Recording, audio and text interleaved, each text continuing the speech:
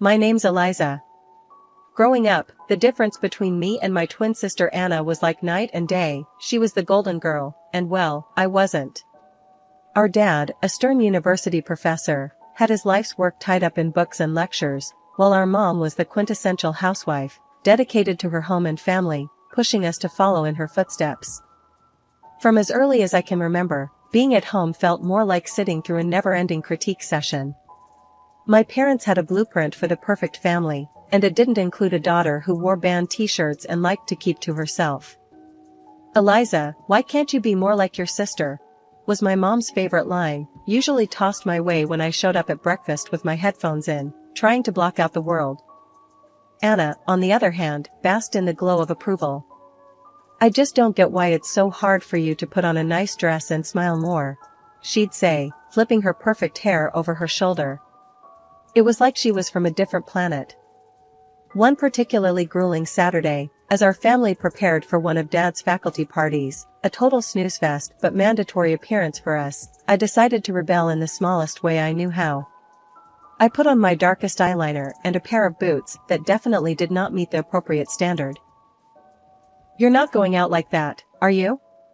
Mom caught me on the stairs, her eyes darting down to my boots as if they were covered in mud. I shrugged, my standard defense. "Don't see why not." She sighed, that long, drawn-out kind that said I was the biggest disappointment in her perfectly ordered world. "Please, Eliza, just this once, can't you try to fit in?" "What for? So you can pretend we're the perfect family?" I shot back, tired of the same old song and dance. "It's not about pretending. It's about showing respect for your father," she argued, her voice taking on that sharp tone that meant business. Anna, overhearing the exchange, came trotting down the hallway, her heels clicking on the hardwood like a judge approaching the bench. "Mom's right, Liz. It's not that hard to look decent. Why do you always have to make things difficult?" "Maybe I don't want to be a clone of you, Anna," I snapped, feeling my face get hot. I hated these arguments, hated being compared. But more than anything, I hated feeling like the odd one out in my own home. Dad appeared at the bottom of the stairs, his brow furrowed. "Enough," he commanded, his voice firm. "Eliza, go change. Now. We're leaving in 10 minutes. His tone left no room for argument. He didn't yell, he didn't need to. The disappointment in his eyes was enough to send me marching back to my room, to swap my boots for bland flats, and wipe away half my eyeliner. As we drove to the party, the car was silent except for the classical music Dad insisted on playing because it was calming. I stared out the window, the trees blurring past. In that moment, I promised myself, someday I'd live a life where no one could tell me what to wear, how to act, or who to be. Someday, I'd be free from the echo of these expectations. My room was the only corner of the house where I could pretend I was somewhere else, anywhere else. Unlike the rest of the house, which was filled with my parents' choices, my room was mine. It wasn't much, just 4 walls covered in sketches and music posters, but it was my escape from the reality of my family's expectations. One evening, as I was trying to lose myself in a playlist of my favorite bands, Dad knocked and marched into my room, his face set in a familiar frown. "Eliza, turn that noise down. And why haven't you studied with Anna today? You know you both have exams coming up," he said, his voice stern. I pulled out one earbud and looked up at him, trying to keep my voice even. "I've been studying, just not with Anna. I learn better on my own." Dad shook his head, clearly not buying it. "You know the rules. Your sister gets good grades, and you should be doing the same. I don't see why you always have to make things difficult." "It's not about making things difficult," I said, my frustration growing. "I just don't see why I have to follow Anna's way of doing everything. Can't I have my own way of studying?" He didn't respond to that, just switched his complaint. "And those friends of yours, I saw you with them at the cafe yesterday. I don't think they're a good influence. You should be spending time with the daughters of my colleagues. They're more suitable." I felt my temper rise. "Suitable for what? For you? Because they talk about economics and pretend to enjoy those boring university gatherings?" Before he could answer, Mom appeared at the doorway, her voice sharp as she joined in. Eliza, your father is right. Those girls are from good families. They know how to behave. They're the kind of friends you should want. I stood up, facing both of them. What if I don't want friends who are picked for me?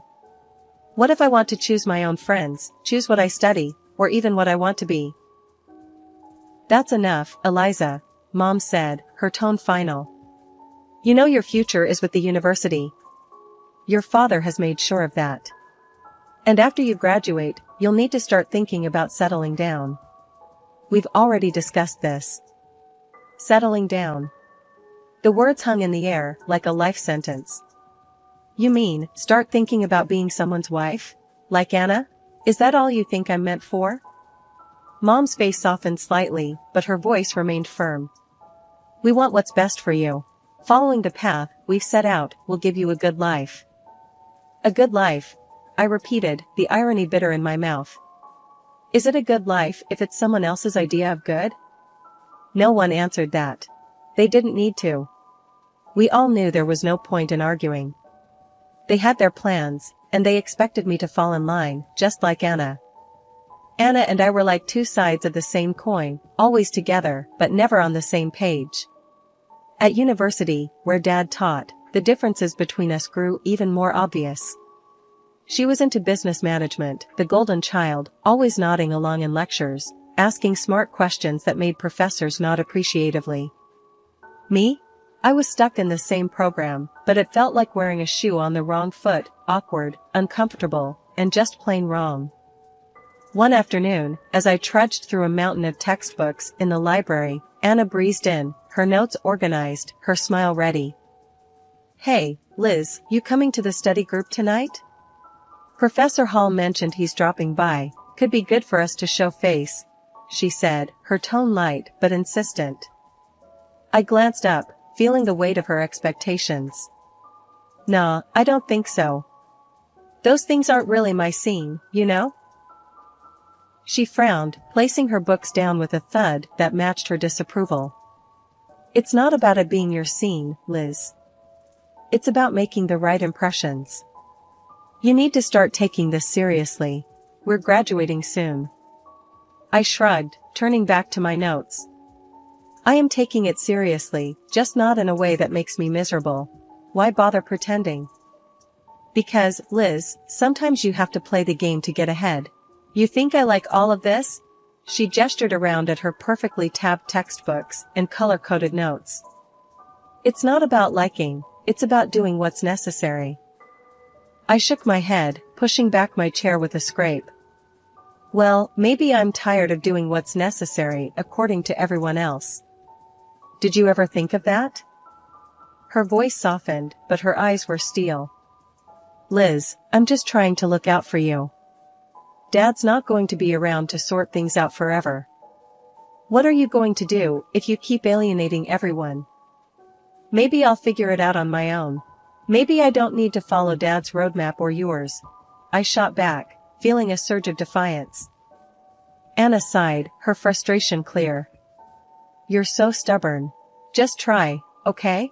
For me, if not for yourself. Show up tonight, talk to Professor Hall. It won't kill you.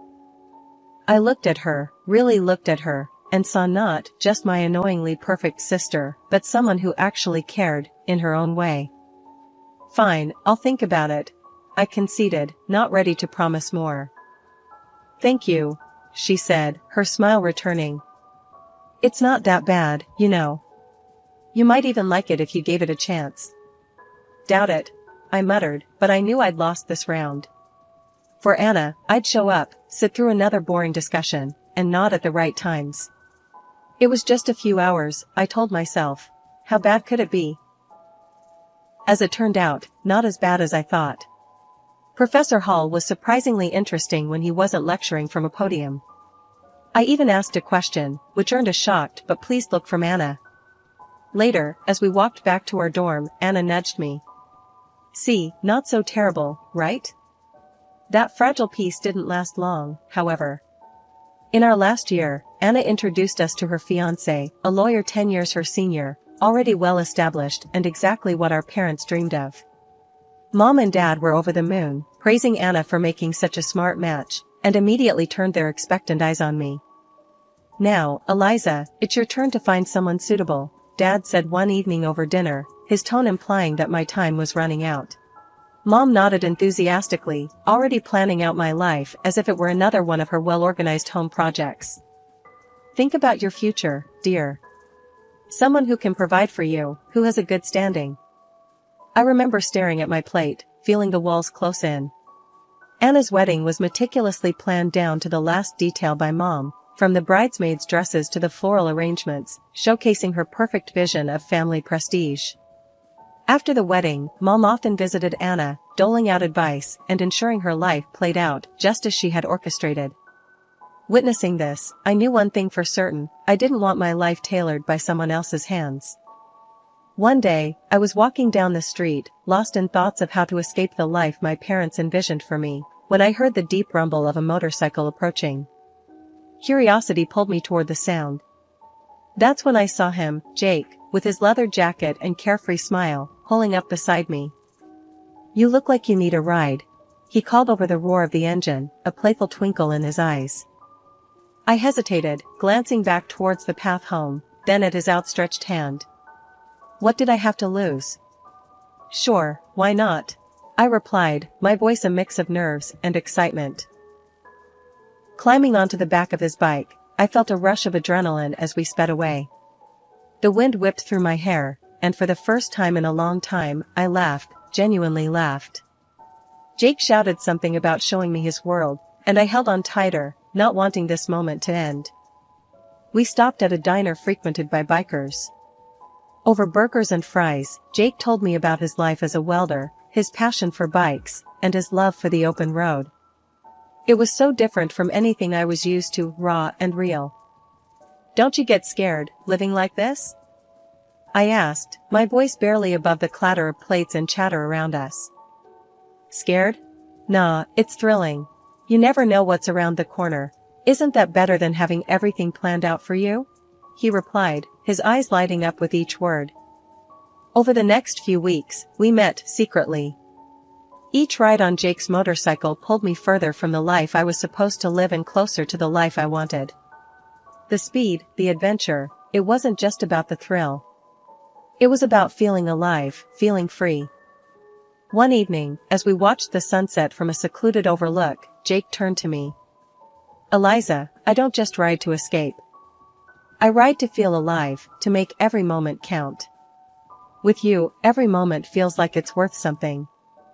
I leaned into him, my heart beating fast. "I've never felt like this before. You make me feel free, Jake." He smiled, pulling me closer. "Then let's not go back to just existing. Let's live." 6 months with Jake felt like a lifetime of moments I'd always dreamed of. The day he proposed, under the stars with the gentle rumble of his bike in the background, my heart screamed a yes, before my mouth could form the word. It was perfect, except for one looming hurdle: my parents. I wrestled with the fear of introducing Jake to them. He was everything they disapproved of: his rough edges, his wild spirit, his simple yet content life as a welder. But love bolstered my courage, and I decided it was time they knew. The day I brought Jake home, he was clad in his usual, a leather vest, black t-shirt, ripped jeans, and a bandana. I loved that about him: he was unapologetically himself. We walked up the driveway, and I could already feel the weight of my parents' judgment. As we stepped inside, Mom's face went pale at the sight of Jake, her eyes widening in shock. "What in the world, Eliza?" she gasped, her voice barely a whisper.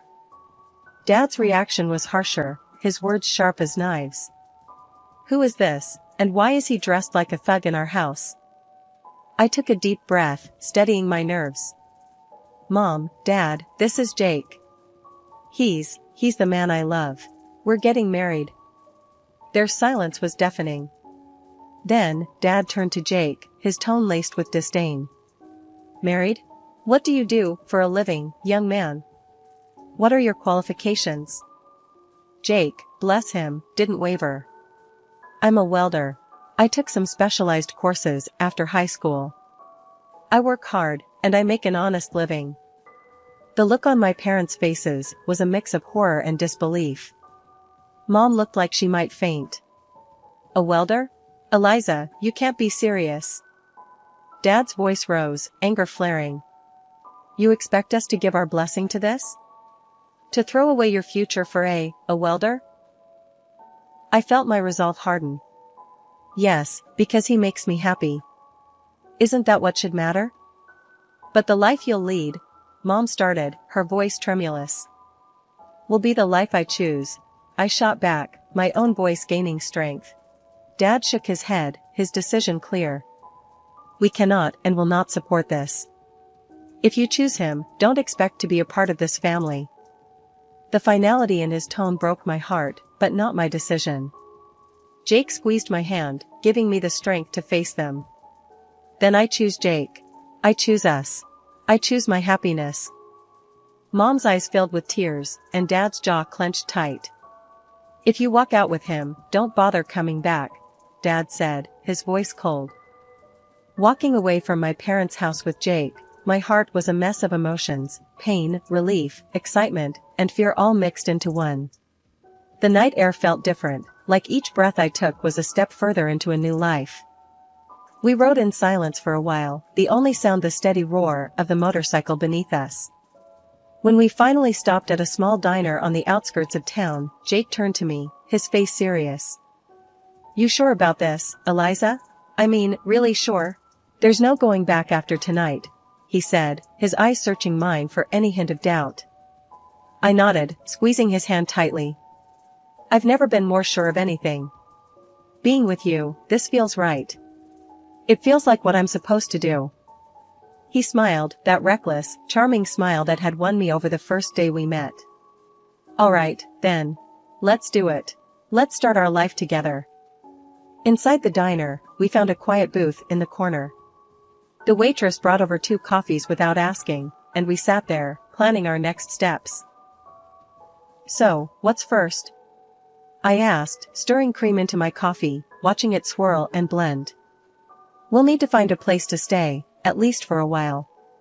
Then, maybe look for jobs. I have some buddies who can help us get started, Jake replied, his tone practical, but optimistic. It's going to be tough, isn't it? I said, more a statement than a question. The reality of what we were doing was beginning to sink in. Jake reached across the table, his hand covering mine. It might be, but we'll handle it together. Tough is nothing new for either of us, right? I couldn't help but laugh, a short, sharp burst of genuine amusement. Right. Together. We spent hours in that diner, talking and planning. Every so often, Jake would throw out an idea that sounded so wild, so free, that it made my heart jump. And maybe one day, we'll save enough to take that road trip across the country, just you, me, and the open road. I'd like that, I said, allowing myself to dream bigger than I had ever dared. Riding back into the city, we began our search. The next weeks were a blur of activity. We found a small apartment on the edge of town, nothing fancy, but it was ours. Jake found work at a local garage, and I picked up shifts at a nearby diner. Life was hard, but it was ours. We made do with what we had, and every night when we came home to each other, it felt like we had everything. Months later, we decided it was time to make it official and got married in a small, intimate ceremony. I held on to a sliver of hope that my family would show up, that they would see how happy I was and let go of their prejudices. But the chairs reserved for them remained empty, and no congratulatory messages came. Despite the sting of their absence, the day was perfect because it was ours. Over time, I grew incredibly close to Jake's mom. She welcomed me with open arms, calling me her daughter, filling in the gaps left by my own family. Her warmth and acceptance healed some of the wounds left by my parents' rejection. Things were finally looking up for Jake and me. After he completed additional diving training and became a certified underwater welder, his income shot up to $150,000 a year. That change made a world of difference. We managed to buy a townhouse in a nice area, the kind of place I'd always daydreamed about but never thought I'd actually live in.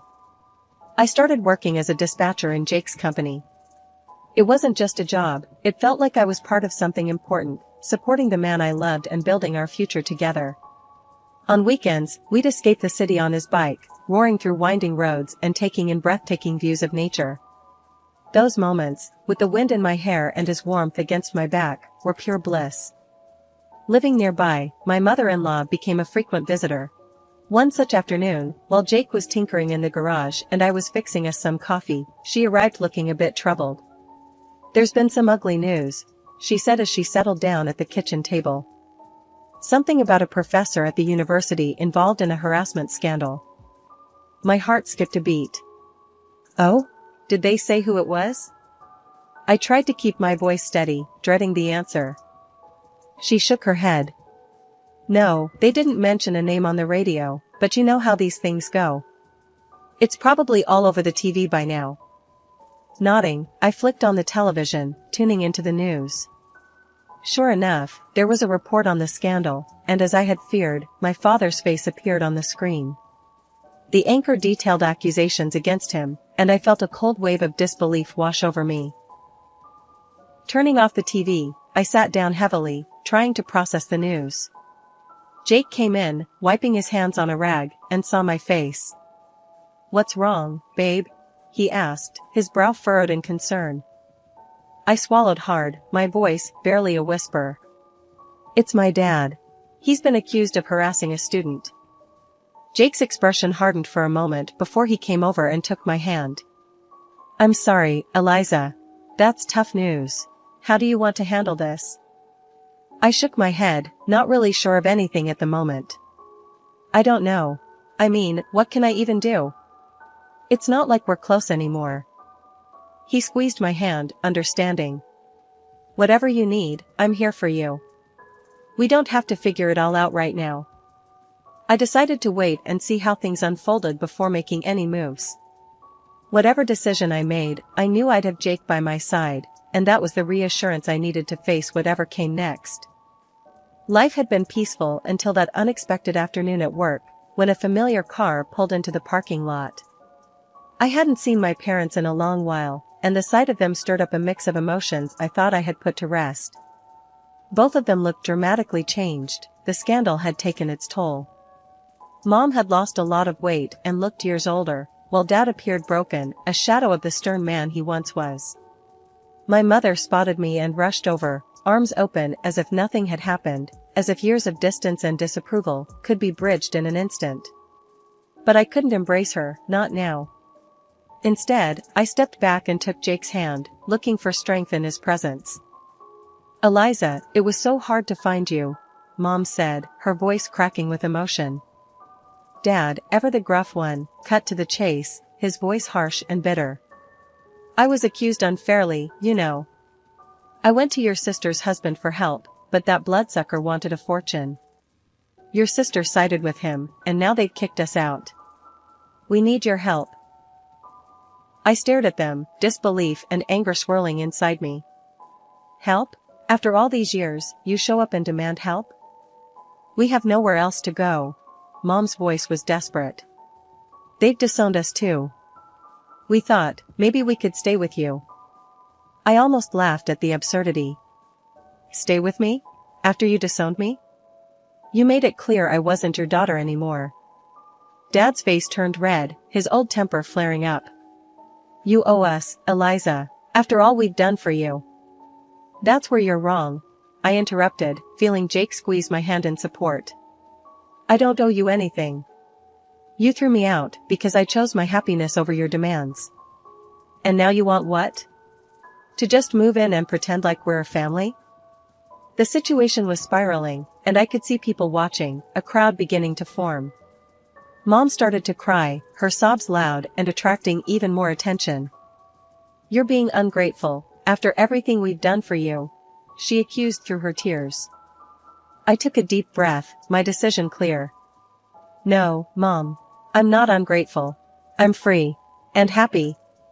You made your choices, and now you have to live with them." As we walked away, I heard my dad yelling, but Jake leaned over and quietly told the security team, "Don't let them come here again." The following months flew by, filled with love and peace. We welcomed a son, a new beginning in our growing family. My parents never came back. That day in the parking lot was the last I saw of them, and while part of me grieved for what could have been, I knew I had made the right choice for me and for my family.